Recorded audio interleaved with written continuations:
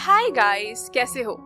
इस एपिसोड में क्या होने वाला है ऑफ कोर्स आप सभी लोग जानते ही हो। जियाओयान जाएगा मैग्मा वर्ल्ड की गहराइयों में, जहां पर काफी सारे राज खुलने वाले हैं। तो चलो अब शुरू करते हैं इस नॉवल एक्सप्लेनेशन वीडियो को। लेकिन उससे पहले लास्ट एपिसोड में क्या हुआ था उसका एक छोटा सा रिकैप कर लेते हैं। लास्ट एपिसोड में हमने देखा था जियाओयान सही टाइम पर जियानान एकेडमी में पहुंच गया था, जहां पर वह हानयू और बाकी सभी लोगों को भी बहुत ही आसानी से रोक लेता है। इसके बाद वह सभी अपने पुराने दोस्तों से भी मिलता है और फिर फर्स्ट एल्डर को सब कुछ बताता है, जो भी उसके साथ और सेंट्रल प्लेन्स में 10 साल के दौरान हुआ था, जिसको जानकर फर्स्ट एल्डर और बाकी सभी लोग काफी हैरान हुए थे। जहां फर्स्ट एल्डर को इस बारे में भी पता चलता है कि आखिर वहां पर अचानक से इतने पावरफुल लोग क्यों आ गए थे। और फिर जियाओयान डिसाइड करता है कि वह मैग्मा वर्ल्ड में जाएगा और मैग्मा वर्ल्ड में एंशिएंट मैंशन के बारे में पता लगाने की कोशिश करेगा, जिसके लिए ज्यूनर उसको मना करती है, क्योंकि दाऊदी से जुड़ा हुआ कोई भी चीज बहुत ज्यादा खतरनाक हो सकता है। पर जियाओयान डिसाइड कर चुका था कि मैग्मा वर्ल्ड में जरूर जाएगा, जिसके लिए फिर वह ब्लेजिंग टावर में मैग्मा वर्ल्ड के एंट्रेंस पर आ गया था।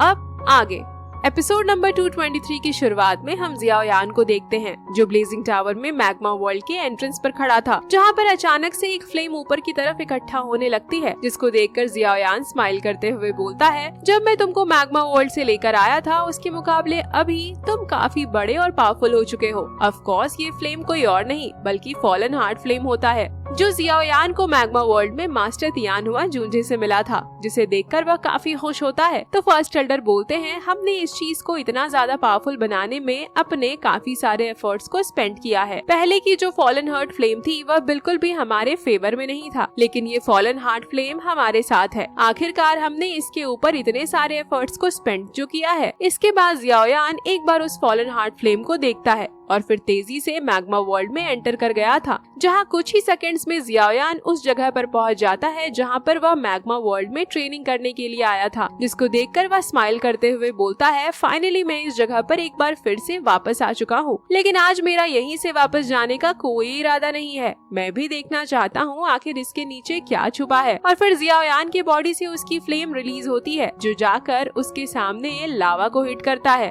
जिससे उसके सामने का लावा दूर हो गया था और जियाओयान की फ्लेम उसकी बॉडी को चारों तरफ से घेर लेती है। इसके बाद जियाओयान एक बार फिर से नीचे की तरफ जाने लगता है। हेवनली फ्लेम्स का कवर होने के कारण जब भी लावा जियाओयान के पास आता तो वह हेवनली फ्लेम्स की वजह से तुरंत ही बिल्कुल पानी की तरह जल जाया करता था। काफी कम समय में जियाओयान उस मैग्मा वर्ल्ड में काफी नीचे आ चुका था, जहाँ वह महसूस करता है कि काफी सारे पावरफुल ऑरा उसकी तरफ बढ़ने की कोशिश कर रहे थे, जिसको फील करके जियाओयान बोलता है, तो तुम सभी मैग्मा लिजर्ड्स अभी भी यहाँ पर मौजूद हो। यह वही मैग्मा लिजर्ड्स हैं जिनका सामना तब जियाओयान से हुआ था जब वह पहली बार इस मैग्मा वर्ल्ड में आया था। और फिर जियाओयान अपने स्पिरिचुअल एनर्जी को रिलीज करता है, जिससे उसके आसपास का मैग्मा दूर हो जाता है और हम वहाँ पर चारों तरफ काफी सारे मैग्मा लिजर्ड्स को देखते हैं, जिन्होंने जियाओयान को चारों तरफ से घेर लिया था, जिसको देखकर जियाओयान बिल्कुल भी परेशान नहीं होता और उन सभी लिजर्ड्स के बीच में उसकी नजर पड़ती है 2 मैग्मा लिजर्ड्स पर, जो बाकी सभी मैग्मा लिजर्ड से काफी ओल्ड लग रहे थे। और वह दोनों मैग्मा लिजर्ड्स बानशेंग पर होते हैं, जिसको देखने के बाद उसको समझ में आ गया था कि आखिर मास्टर तियानहुआ जूंजे इतने ज्यादा पावरफुल होने के बाद भी पास्ट में मैग्मा वर्ल्ड में आने के बाद क्यों मारे गए थे।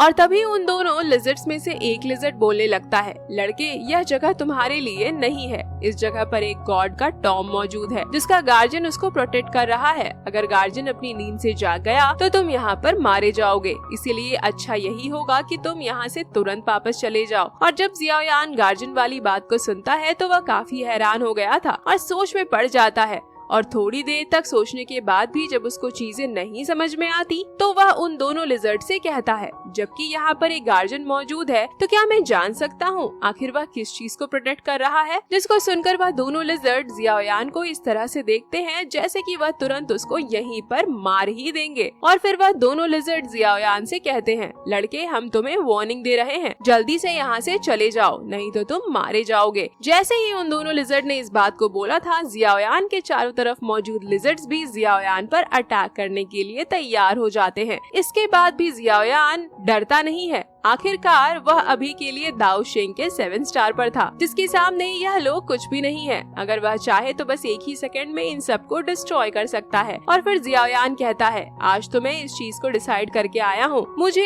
इस मैग्मा वर्ल्ड की गहराइयों में जाने से और इसके अंदर छुपे हुए राज को जानने से कोई भी नहीं रोक सकता। इसके तुरंत बाद जियाओयान अपने स्पिरिचुअल एनर्जी को रिलीज करता है, जिसकी वजह से वह पूरी जगह कांपने लगी थी, जिससे वह सभी फायर लिजर्ड्स जो अभी तक जियाओयान को चारों तरफ से घेरे हुए थे, इस पावरफुल स्पिरिचुअल एनर्जी के प्रेशर की वजह से जियाओयान से काफी दूर चले जाते हैं। जिस चीज को देखकर वह दोनों फायर लिजर्ड्स काफी हैरान हो गए थे और इससे पहले कि वह कुछ भी कर सकते, एक पावरफुल स्पिरिचुअल एनर्जी आकर उनसे टकराती है, जिसकी वजह से उनके पीछे मौजूद जो मैग्मा होता है वह ऐसा लगता है कि जैसे कोई चीज उसे भी जला रही है। और वही इस स्पिरिचुअल एनर्जी के टकराने की वजह से वह दोनों फायर लिजर्ड्स भी काफी इंजर्ड हो गए थे और उनके मुंह से ब्लड निकलने लगता है। वह दोनों काफी मुश्किल से एक दूसरे को संभालते हैं, जहाँ इस वक्त हम उन दोनों फायर लिजर्ड्स के आंखों में एक डर को साफ साफ देख सकते थे, जहाँ फिर जियाओयान भी अब काफी सीरियस हो गया था। उसके बाद एक बार फिर से जियाओयान की बॉडी से काफी पावरफुल स्पिरिचुअल एनर्जी रिलीज होती है, जिससे वह पूरा मैग्मा वर्ल्ड ऐसा लग रहा था कि जैसे उसके अंदर समुद्र की तरह एक सुनामी आ गई हो। पूरे मैग्मा वर्ल्ड में बड़ी बड़ी लावा की लहरें बनाने लगती है, जिससे वह सभी फायर लिजर्ड जियाओयान से और दूर हो गए थे।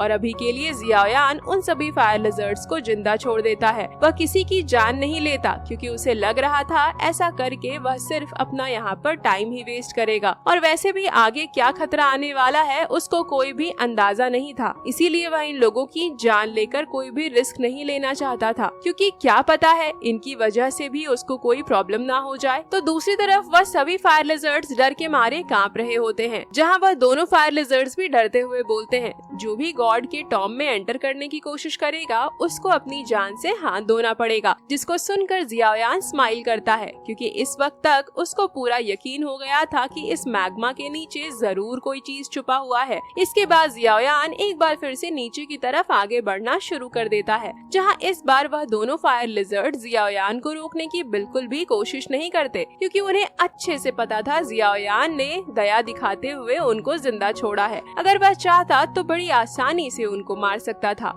इसके बाद वह सभी फायर लिजर्ड्स फिर से मैग्मा में चले जाते हैं और फिर हम जियाओयान को देखते हैं, जो अपनी खतरनाक स्पीड के साथ लगातार आगे बढ़ते जा रहा था।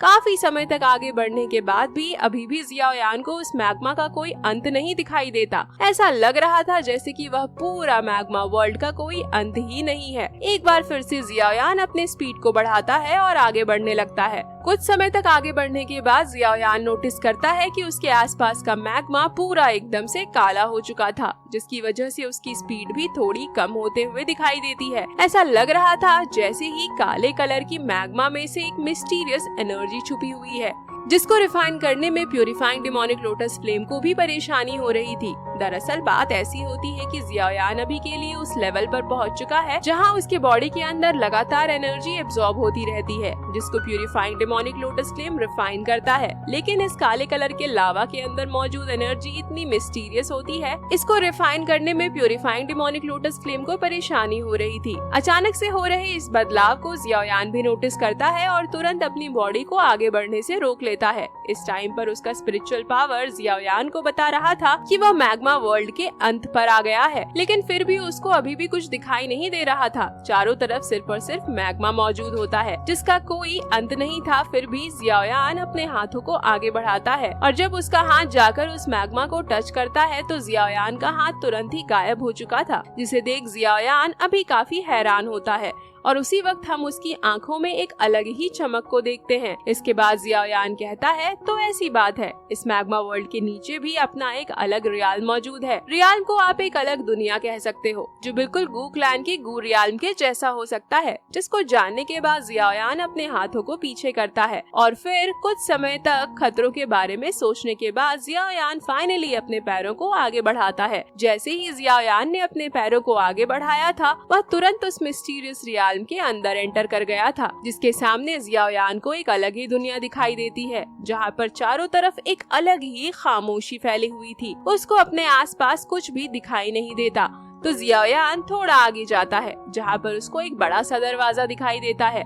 जिसके सामने जियाओयान बिल्कुल एक चींटी की तरह दिखाई देता है, जिससे एक एंशिएंट ऑरा रिलीज हो रहा था और वह दरवाजा काफी ज्यादा ओल्ड लगता है, जिसको देखने से ऐसा फील हो रहा था जैसे कि वह दरवाजा वहाँ पर एंशिएंट टाइम से मौजूद है, जिसको देखकर जियाओयान काफी कंफ्यूज हो रहा था कि आखिर उसको अभी यहाँ पर क्या करना चाहिए। काफी समय तक उस दरवाजे को देखने के बाद जियाओयान की नजरें जाती हैं ऊपर की तरफ, जहाँ पर 3 शब्द लिखे हुए थे, एंशिएंट गॉड मैंशन, जिसको पढ़ने के बाद जियाओयान की खुशी का कोई ठिकाना ही नहीं था। उसके दिल में अभी तक तौसी एंशिएंट गॉड के लिए एक अलग ही रिस्पेक्ट क्रिएट हो चुका था। आखिरकार इस तरह से मैग्मा वर्ल्ड के गहराइयों में मैंशन को क्रिएट करना एक दाऊदी के अलावा भला और कौन कर सकता है। अभी जियाओयान खुशी हो रहा था, तभी वह महसूस करता है कि कोई उसको देख रहा है, जिसको फील करके जियाओयान का पूरा शरीर डर के मारे कांप गया था। इसको महसूस करने के बाद जियाओयान तुरंत ही अलर्ट मोड में आ जाता है। वह अपने आसपास की पूरी जगह को तुरंत ही बहुत ही अच्छे से स्कैन करने लगता है। पूरी जगह को काफी अच्छे से देखने के बाद जियाओयान को कोई भी वहाँ पर दिखाई नहीं देता।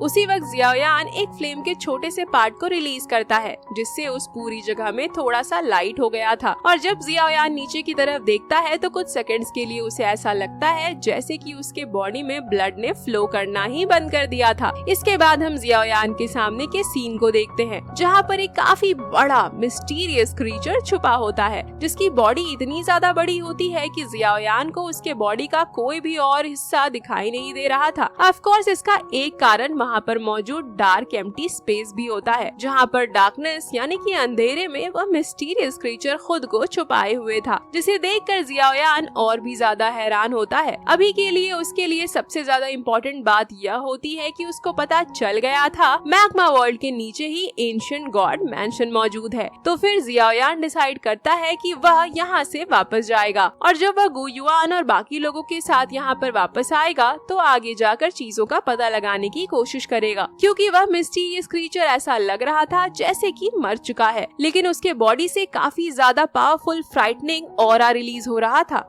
जो गु युआन और हुनतियांडी से बिल्कुल भी कम नहीं होता। और जबकि जियाओयान जान चुका था कि यहाँ पर नीचे एंशिएंट गॉड मैंशन मौजूद है, तो फिर वह वापस जाने के लिए अपने कुछ ही कदमों को आगे बढ़ाता है। उसी वक्त उस मिस्टीरियस क्रीचर ने थोड़ा सा मूवमेंट करा था। भले ही ये मूवमेंट काफी कम होता है, लेकिन आगे बढ़ रहा जियाओयान इस चीज को तुरंत ही नोटिस कर लेता है। उसको अच्छे से पता था डी स्टेज पर होने के बाद उससे कोई भी गलती नहीं हो सकती। अभी अभी उसने जिस चीज को फील किया है वह कोई गलती तो बिल्कुल भी नहीं हो सकती, जिसका मतलब था कि वह मिस्टीरियस क्रीचर अभी भी जिंदा है। जैसे यह बात जियाओयान के दिमाग में आई थी, हम उसकी पूरी बॉडी को कांपते हुए देखते हैं, और तभी वह मिस्टीरियस क्रीचर अपनी आंखों को ओपन करता है, जो कि इतना ज्यादा बड़ा होता है कि उसके अंदर जियाओयान के जैसे 100 लोग आसानी से आ सकते थे, जिसके साथ ही एक काफी पावरफुल टेरिफाइंग पावर रिलीज होता है, जिसने जियाओयान को वहीं पर रोक दिया था।